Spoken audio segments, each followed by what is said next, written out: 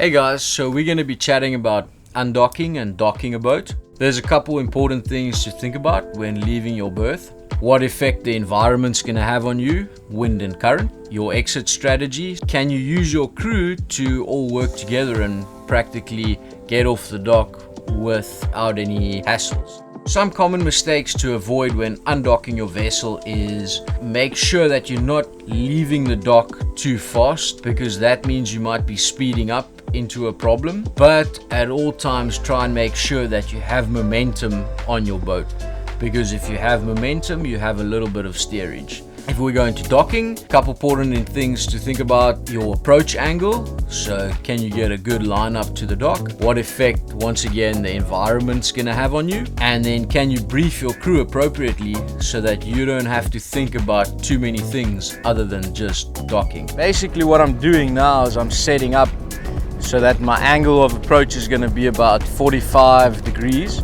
So that when I get onto the dock, the wind will actually help me to come on. Very important at the top, you can see your rudder angle if you turn to port or if you turned over to starboard.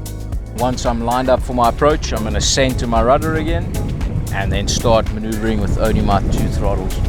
Make sure that your angle's on zero so that when you're docking, you got better maneuverability at slow speed with your throttles. So I've got my line up here. So now I'm going to start centering my rudder, and now all I'm going to do is use one hand on the throttles going in. So we're coming in at about a 30 to 45 degree angle. That's a good approach because you're not 90, so the wind isn't going to blow you on very hard. Plus your momentum is at all times taking you onto the dock. So even if I were to neutral now, I'll drift onto the dock no matter what.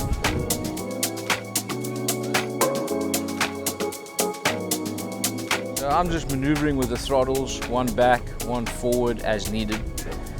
So whenever you're ready, Ruan.